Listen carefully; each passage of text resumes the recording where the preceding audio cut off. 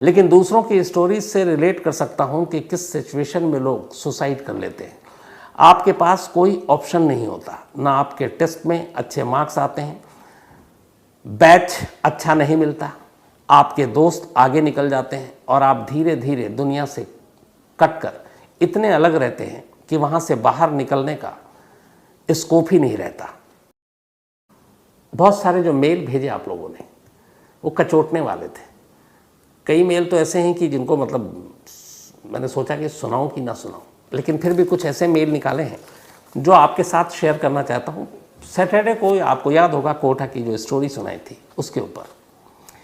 ये पहला मेल एक स्टूडेंट का है और इत्तेफाक से ये अभी भी कोटा में स्टडी कर रहा है। अब ये जो मेल लिखा हूबहू मैं वही मेल आपको सुनाता हूं।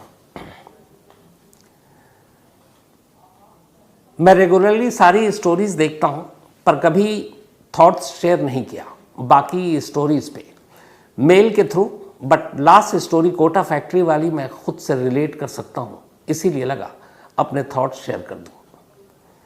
मैं कोटा में 9th क्लास में ही चला आया था।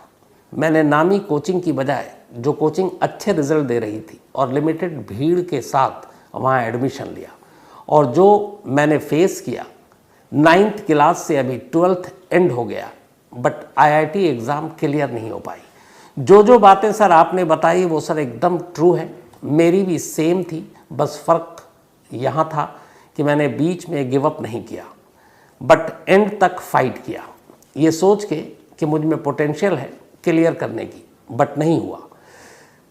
इसके अलावा मेरे 12th बोर्ड के एग्ज़ाम भी उतने अच्छे नहीं हुए और वहाँ पे मतलब मुझे लगा उस पॉइंट पे कि कोई पॉइंट भी नहीं बची मेरे लाइफ में, लेकिन फिर भी ऑलमोस्ट 4-5 महीने से लोनलीनेस में हूँ।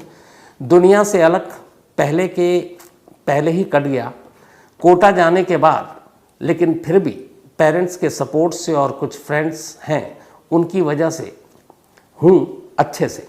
लेकिन दूसरों की स्टोरीज से रिलेट कर सकता हूँ कि किस सिचुएशन में लोग सुसाइड कर लेते हैं।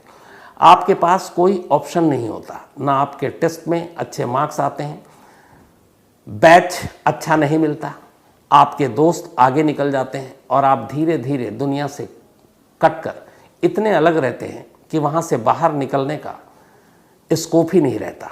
सर ये स्टोरी अगर आप शेयर कर नेक्स्ट शो पे तो प्लीज़ नाम मेंशन मत करना, लेकिन स्टोरी शेयर कर सकते हो। जो भी पेरेंट्स आगे भेज रहे हैं बच्चों को या स्टूडेंट्स जो जाने की सोच रहे हैं उनको शायद हेल्प होगी इस स्टोरी से कि अकेले वहाँ कभी ना रहें। ये एक लाइन है इंपॉर्टेंट कि मतलब कोई भी बच्चा जाता तो अकेले वहाँ कभी ना रहें। पेरेंट्स से और क्लोज फ्रेंड्स से हमेशा बातें करें तो आप ठीक रहेंगे। और मेरा रिज़ल्ट ख़राब होने का सर ये कारण नहीं था कि मैं पढ़ाई में अच्छा नहीं था। 10th क्लास तक कभी मैंने अपनी लाइफ में 90% के नीचे स्कोर नहीं किया, कभी फेल नहीं हुआ किसी एग्ज़ाम में। IIT का सपना 6th क्लास में ही दिखना स्टार्ट किया था पहली बार। अभी 4 महीने के अंदर लाइफ के सारे फेलियर्स देख लिए जो कभी नहीं देखे थे। ये स्टूडेंट्स का एक था। अब एक दूसरे स्टूडेंट का, इन्होंने बाकायदा नाम भी लिखा है तो मुझे नाम ले लेता हूँ। सर मैं लक्ष्य प्रताप, कोटा आने से पहले से आपके वीडियो देखता था, अभी फ़िलहाल कोटा में हूँ। रात को सारा काम होने के बाद मैं आपकी स्टोरी प्ले कर देता हूँ, मुझे उससे नींद आ जाती है। आपने जो कुछ वीडियो में बताया वो तो है ही, बाकी यहाँ पर और भी बहुत प्रॉब्लम होती है बच्चों के साथ। यहाँ पर सब कुछ बिजनेस ओरिएंटेड है। यहाँ के लोग हर चीज़ में मॉनेटरी बेनिफिट्स ढूंढते हैं। मैं अपनी पढ़ाई करके बस जल्दी से जल्दी यहाँ से निकलना चाहता हूँ और फिर कभी यहाँ वापस नहीं आना चाहता। बहुत चीप लोग रहते हैं यहाँ। Nobody cares about students. जो सुसाइड केस के बारे में आपने बताया था वो मेरे सामने के बिल्डिंग का है। मैं जूस पीने के लिए शॉप पर गया तब मुझे वहाँ पता चला, वहाँ पुलिस भी थी। मेरे हिसाब से किसी भी चीज़ को इतना इम्पोर्टेंस देना ठीक नहीं है। इस प्रॉब्लम का सॉल्यूशन है मोर डाइवर्स कैरियर अपॉर्चुनिटीज़। हमें हमारी कंट्री में स्ट्रीम्स को डाइवर्सिफाई करना होगा। जितनी डाइवर्सिटी हमारे कल्चर में है उतनी हमें करियर अपॉर्चुनिटीज़ में क्रिएट करनी होगी और प्रोफेशंस को एक दूसरे से कंपेयर करना बंद करना होगा। बच्चे यहाँ पर जो कुछ भी पढ़ते हैं उसका 1% भी अपनी लाइफ में यूज़ नहीं करते हैं। ये सिर्फ रिजेक्शन और एलिमिनेशन के लिए होता है, क्योंकि अच्छे इंजीनियरिंग एंड मेडिकल कॉलेज बहुत कम हैं, उनमें सीट्स बहुत कम हैं और पेरेंट्स अपने बच्चों को ऐसे कॉलेज में भेजना चाहते हैं जिसमें प्लेसमेंट अच्छे हों। मेरे पेरेंट्स बहुत अच्छे हैं, वो हमेशा यही कहते हैं कि you do your best and forget rest. बच्चों को खुश होकर पढ़ाई करनी चाहिए और कुछ काम करते हैं तो कोई नहीं, बस अपनी कोशिश करते रहनी चाहिए। कुछ कम करते हैं तो यहाँ पर बच्चे हार मान जाते हैं क्योंकि बहुत कट थ्रोट कंपटीशन है यहाँ। ये दूसरा मेल था। अभी एक तीसरा मेल है और ये भी एक स्टूडेंट का है। इन्होंने जो लिखा है उसके हिसाब से 2020 में मैंने 12वीं पास किया था 91% मार्क्स के साथ। फिर DU में सीट मिल रही थी दिल्ली यूनिवर्सिटी में, BSc chemistry honours, BSc botany honours, BSc zoology honours, लेकिन मैंने लिया नहीं और मैं नीट की तैयारी करने लगा 2020 से 2020 से। अब तक 4 बार मैं नीट का एग्ज़ाम दे चुका हूँ टिल 2023, लेकिन मुझे कोई कॉलेज नहीं मिला। इस साल मुझे 500 आए थे आउट ऑफ 720 मार्क्स, लेकिन और ये बहुत कम है किसी अच्छे मेडिकल कॉलेज में दाखिले के लिए। Sir I am very strong, मैं कभी नहीं रोया, लेकिन न जाने कितने दिन ऐसे हुए हैं जब मैं रोते हुए सोया हूँ। अकेले रूम बंद करके लाइट ऑफ करके रोता हूँ। बड़ी मुश्किल से अपने आप को सही कर रहा हूँ। स्पोर्ट्स लवर हूँ तो स्पोर्ट्स से किसी तरह माइंड डाइवर्ट करके रखा हुआ है। Sir I feel the pain of students, it's really hurts. Sir आज की बात करूं तो घर वाले भी एज सच सपोर्ट नहीं कर रहे हैं। I feel totally alone, but yes sir, the only happiness in my life is my friend. She is a girl from Varanasi. Sir she supported me passively, तो we were good friends. Tomorrow we will talk on a call. आगे ये है कि जब भी मैं बात करता हूँ तभी मुझे खुशी मिलती है और कोई सपोर्ट नहीं करता है। बाकी sir talking about my future, ये आखिरी लाइन बड़ा इंपॉर्टेंट लिखा है। So I will started preparing for NEET again, yes for the 5th time. 4 बार अभी तक ये इन्होंने बताया कि नहीं हो पाया। Yes this year I will opt any college and started my preparation there too. Hope so this year I will be succeed and I am able to achieve my dreams. ये तीसरा है। अभी कुछ कमेंट्स इस पर नहीं करूँगा मैं। अब ये एक और मेल है। I am from Bihar sir. मैं 2012-13 IIT बैच कोटा गया था एलन इंस्टीट्यूट में। फीस लगा था 77,529 रुपीज़। सिंपल फैमिली से होने के कारण सबसे पहले तो 77,529 रुपया फीस ही बहुत ज़्यादा होता है। अब इन्होंने आगे वहाँ की कुछ चीज़ें बताई हैं कि एवरी 15 डेज टेस्ट होने के कारण टेस्ट रिजल्ट के अकॉर्डिंग बैच में डाल देना, इन्होंने जो बताया। यानी आपका जैसा मार्क आएगा 15 दिन के बाद आपको उसी कैटेगरी के स्टूडेंट्स के साथ पढ़ना होगा। अगर आप कमतर लाएँ तो फिर आप सारे कमतर स्टूडेंट एक साथ होंगे। अब ये पता नहीं कैसी सोच है। इस वजह से वहाँ आपका कोई साथी नहीं होगा। इसको वहाँ पर रीशफलिंग बोला जाता है। टेस्ट रिजल्ट्स पेरेंट्स को मैसेज करने की वजह से भी स्टूडेंट्स प्रेशर में रहता है, तब हर बार टेस्ट रिजल्ट पेरेंट्स को भी जाता है। IIT जी एडवांस में सिर्फ 2 चांस मिलने की वजह से 12वीं के बाद टारगेट बैच के स्टूडेंट्स के लिए करो या मरो वाली कंडीशन हो जाती है। अब उन्होंने कहा कुछ सुधर सकता है कैसे, उन्होंने कुछ अपने राय दिए।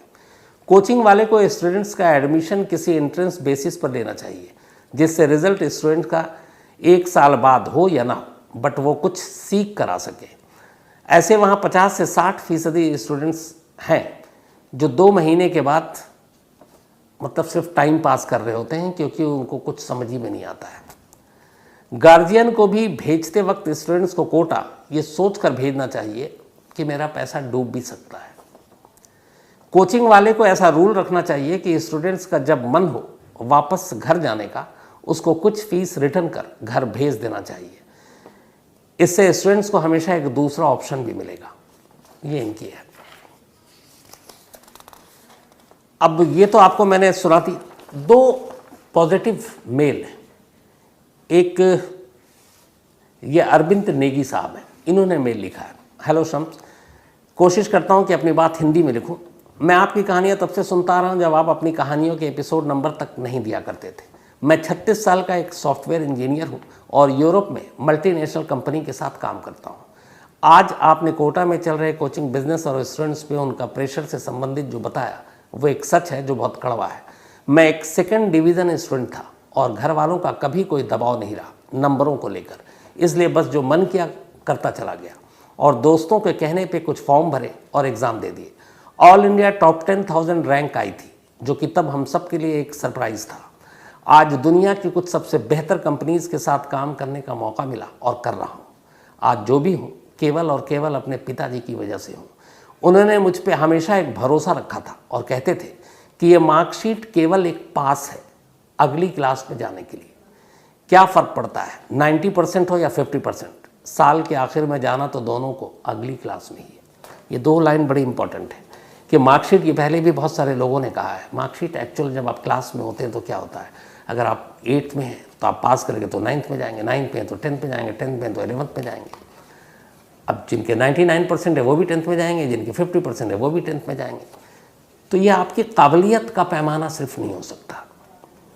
और इसीलिए अब इन्होंने खुद ही कहा कि ये थ्रू आउट एक सेकंड डिवीज़न स्टूडेंट रहे। सेकंड डिवीज़न मतलब 50% के अराउंड मार्क्स लाए होंगे, लेकिन आज ये एक मल्टीनेशनल कंपनी में यूरोप में काम कर रहे हैं। तो ऐसे भी हमें एग्जाम्पल को समझना चाहिए और अपनी ज़िंदगी में उसको उतारना चाहिए। अब स्टूडेंट्स हो गए और एक कामयाब एक फादर, एक पेरेंट्स का भी मेल लेता हूँ। ये विकास गुप्ता जी हैं। विकास गुप्ता जी इन्होंने लिखा है कि whatever you told yesterday about Kota was 100% accurate. My daughter completed her coaching this year from Kota. In our case, she instituted for coaching. My wife stayed with her for 2 years.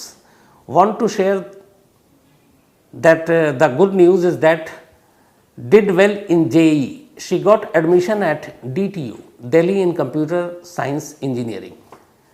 She got seat in IIT also, but lower branches, hence picked this prestigious institute. Her college starts today. Please wish her luck for future.